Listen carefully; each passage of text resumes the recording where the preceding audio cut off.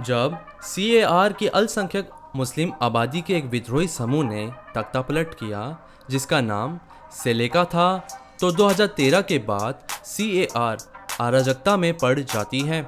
इसके जवाब में देश की बहुसंख्यक ईसाई आबादी का एक समूह उठ खड़ा हुआ जिसका नाम एंटी बलाका था, जिसमें ज़्यादातर युवा पुरुष शामिल थे और जिनके परिवार सेलेका के क्रूर अभियान में मारे गए थे और अब वो बदला लेने की मांग कर रहे थे। उसके बाद ये दो बड़े समूह जल्द ही बिखर गए और 2019 तक एक सिविल कॉन्फ्लिक्ट ने देश को जकड़ लिया और फिर CAR और 14 विद्रोही समूह के बीच एक शांति समझौते पर हस्ताक्षर हुए।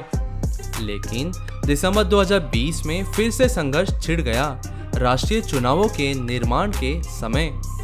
यह इसके लिए हुआ क्योंकि पुराने विद्रोही समूह एकजुट हो गए और सरकार को गिराने के लिए प्रतिबद्ध हो गए। और यह ठीक एक साल बाद आया जब उनके राष्ट्रपति फ्रांसकोइस बोजेस, जिन्होंने खुद 2003 में तख्तापलट कर सत्ता पर कब्जा कर लिया था, जो फिर 2013 में सेलेका द्वारा छीन ली गई थी, उनकी उम्मीदवारी को अच्छी नैतिकता की कमी के आधार पर खारिज कर दिया था और इसकी जिम्मेदारी अंतर्राष्ट्रीय वारंट को ठहराई जाती है जो उनके गिरफ्तारी के लिए निकाला गया था।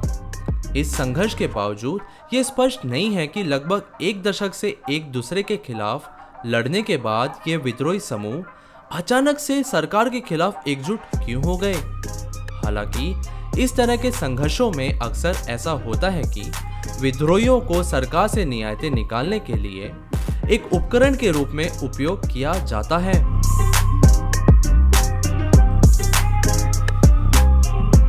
CAR में विद्रोही समूह ने एक नया गठबंधन बनाया है जिसने खुद को coalition of patriots for change के नाम से घोषित कर दिया है, जिसका उद्देश्य सरकार को गिराना है।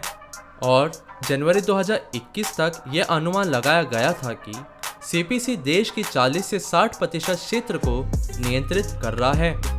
आज दुनिया के सबसे कमजोर सेना में से इसे माना जाता है, जिसके हथियार बहुत छोटे और पुराने भी हैं और कुछ तो कब्जा किए हुए विद्रोही समूह के उपकरण भी शामिल हैं और इन्हें बड़े पैमाने पर बाहरी सहायता मिलती रहती है।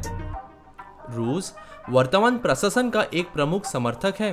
कथित तौर पर CAR सरकार से सहायता की अनुरोध करने के बाद रूस ने विद्रोही ताकतों के खिलाफ उनकी लड़ाई में सरकार का समर्थन करने के लिए सैकड़ों सैनिकों के साथ अन्य सहायता भी भेजी है। जबकि रूस की असली वजह तो स्पष्ट नहीं है, पर ऐसा माना जा रहा है कि वे अपनी शक्ति का प्रदर्शन दिखाने की कोशिश कर रहे हैं और एक नया अंतर्राष्ट्रीय गठबंधन बनाने की कोशिश कर रहे हैं जिससे वे वैश्विक शक्ति की ओर बढ़ सकें। और हिंसा के प्रसार को रोकने के लिए संयुक्त राष्ट्र की 14,000 सैनिक भी इकट्ठे किए गए हैं। रवांडा, जिसने सिविल कॉन्फ्लिक्ट की त्रासदियों का सामना खुद किया हुआ है, वो भी CAR को सहायता प्रदान करने में भूमिका निभा रहा है। संयुक्त राष्ट्र के अलावा देश में बड़े पैमाने पर अफ्रीकी संघ, जिसे हम AU भी कहते हैं, और फ्रेंच, जो पहले CAR पर राज करता था, उसके भी सैन्य दल प्रस्तुत हैं।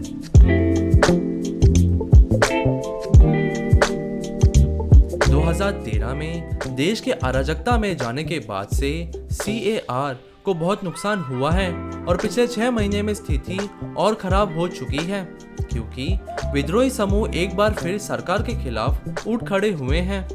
जब से देश में हिंसा बढ़ गई है, तब से हजारों लोग पलायन के लिए मजबूर हो गए हैं। मानवाधिकारों का हनन बढ़ रहा है और सैकड़ों स्कूलों और दर्जनों अस्पतालों को बंद करने के लिए मजबूर किया जा रहा है और खाने की कीमतें आसमान छू रही हैं। और सिविल कॉन्फ्लिक्ट के बिना भी CAR दुनिया के सबसे गरीब देशों में से एक है, जिसकी प्रति व्यक्ति GDP केवल $450 ही है, जो दुनिया में 5वां सबसे खराब पद पे आता है।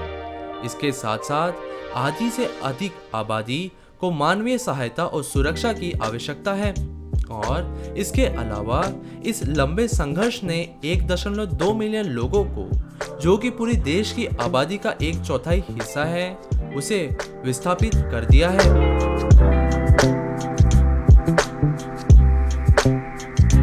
दशकों से सिविल कॉन्फ्लिक्ट और अस्थिरता से घिरे हुए CAR को अपने लोगों के लिए सुरक्षा और स्थिरता लाने के लिए अंतर्राष्ट्रीय समर्थन की सख्त जरूरत है। यूरेनियम, कच्चे तेल, सोना, हीरे और कोबाल्ट में समृद्ध होने के बावजूद देश में इन भंडारों का सही उपयोग करने के लिए वित्तीय संसाधनों की कमी है और अक्सर विदेशी शक्तियों या विद्रोही समूह द्वारा उनका शोषण किया जाता है। CAR में उत्तरी अफ्रीका में फैल रहे इस्लामी चरमपंथ के खिलाफ एक सुरक्षा कवच के रूप में काम करने की क्षमता भी है और वो साधन भी हैं जिससे वो एक समृद्ध और मजबूत राष्ट्र बन पाए भविष्य में।